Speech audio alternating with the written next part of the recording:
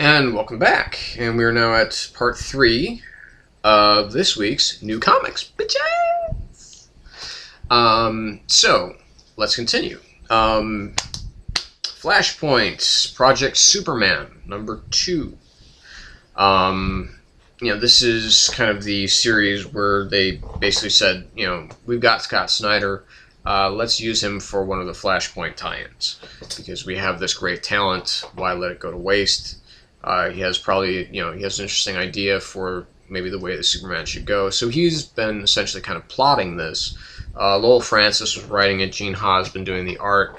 Again, with the first issue, as I reviewed last time, it was a cool series. It was one of the cooler ideas for one of the Flashpoint tie-ins that I've read. And frankly, there are just too fucking many of them to follow. So I followed the ones that I found that were the most interesting.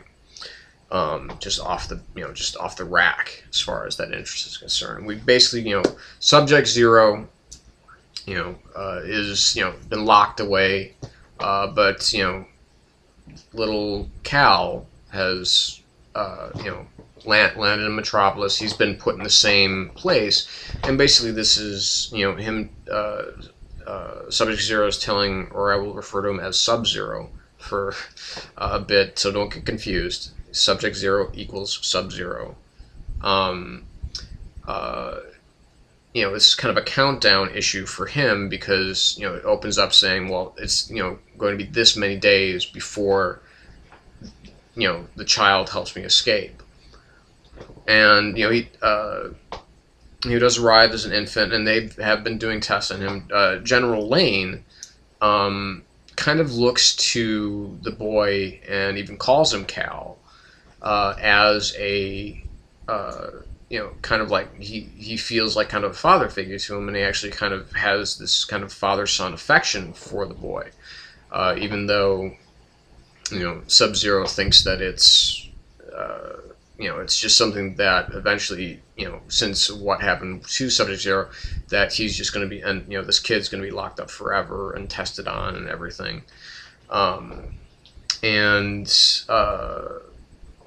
Basically, what's really interesting, really cool idea was Subject Zero uses sound and energy to communicate with Cal from his cell, from far away, so that only Cal can hear it. And he's basically kind of guiding him through all of these things that he should or shouldn't do.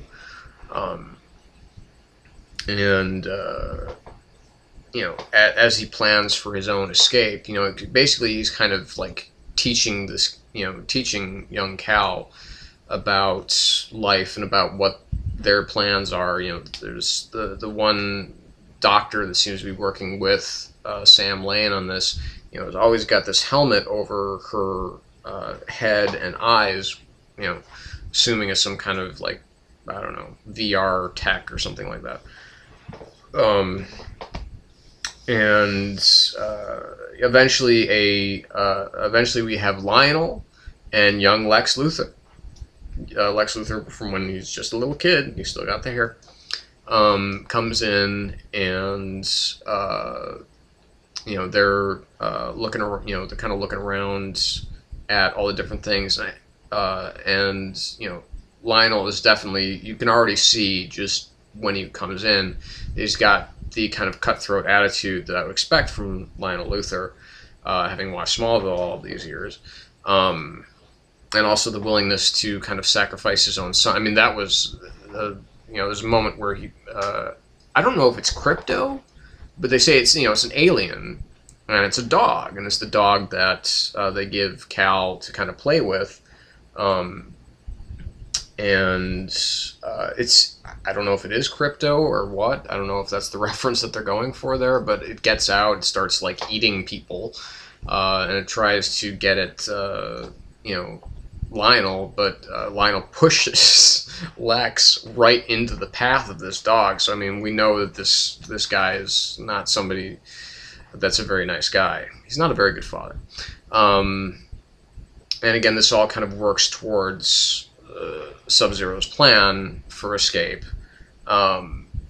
And finally breaks out and, you know, decimates, you know, and the lady, you know, the scientist, the doctor, whatever, that had that helmet and the visor thing, she pulls it off, and she's like a Gorgon. You know, it's like Medusa. It's like, what the fuck? That I thought was really bizarre, and he kind of like just fights off and just wastes all these monsters and soldiers, and basically, you know, Cal breaks out too. The first thing that he does, he actually finds a young child, you know, a young girl, Lois Lane. And Sub-Zero basically heads to Sam Lane's office. He's ready to, you know, he sees that young Lois is there, essentially threatens to kill her, but Cal stands him off, and, you know, basically he backs down, and we have a surprise appearance by the Phantom Zone. And then Cal is back in isolation, you know, back in isolation, which is where we will eventually find him in Flashpoint. This was a really good issue. Again, you know, I can't, you know, I couldn't give all the credit to Scott Snyder, because Lowell Francis and Gene Ha make this a very snappy, very emotionally involved story. Again, you get emotionally invested in not the main character, because the main character is Subject Zero, because he's pretty much a psychopath. But, you know, you want to root for Cal, because he is just a kid and all these horrible things are being done to him. I mean, he's being kept in a sunless environment, because they know that it feeds, you know, his cells, that solar power feeds his cells, and that's why he emerges later in Flashpoint as this skinny little guy. So again, this is just a really good issue. You know, I like how they're doing it. I like the way that it flows, and like I said, I like the emotional impetus that they give to it.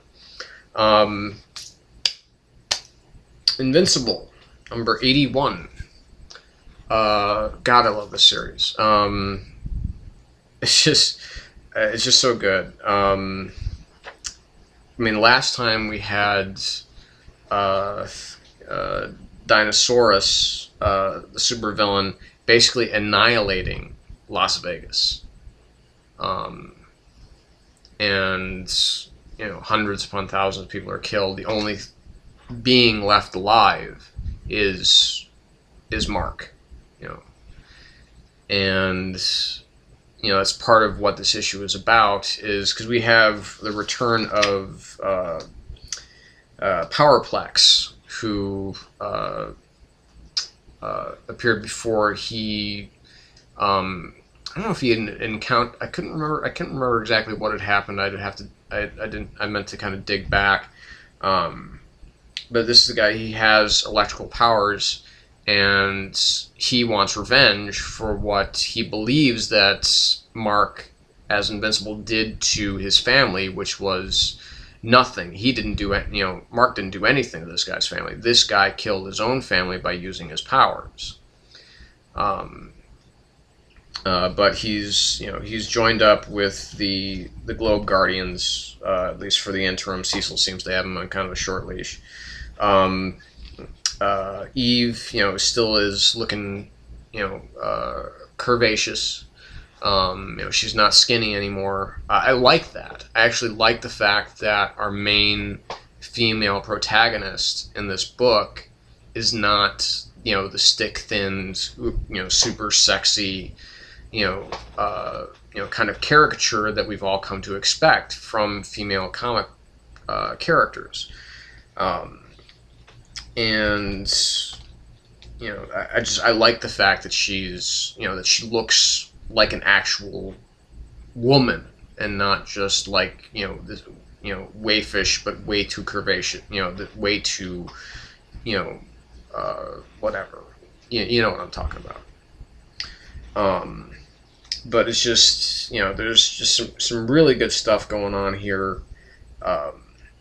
You know, an event, and, you know, even at one point, you know, Invincible comes up against a guy who has this that invented this tech. He's trying to steal. He's trying to rob a bank, but instead of taking this guy down and turning him into the cops, he actually brings him to Cecil and gets this guy to work for him.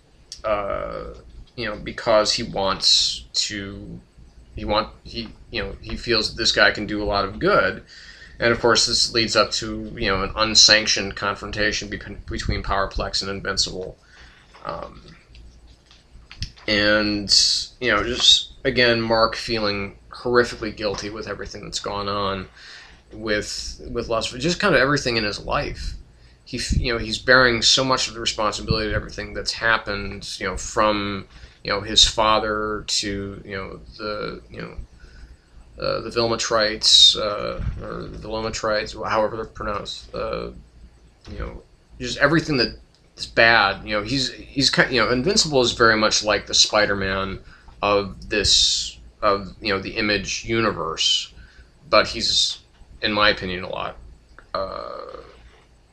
He's populated with some more interesting plots and populated with some pretty damn interesting characters. And it's Robert Kirkman, who's been writing every issue. So as opposed to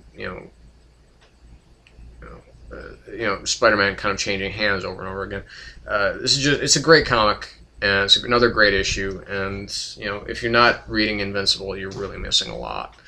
I'm not going to do another one this round, so meet me after the jump, because like I said, there's a lot to go through. So we'll be back in just a bit.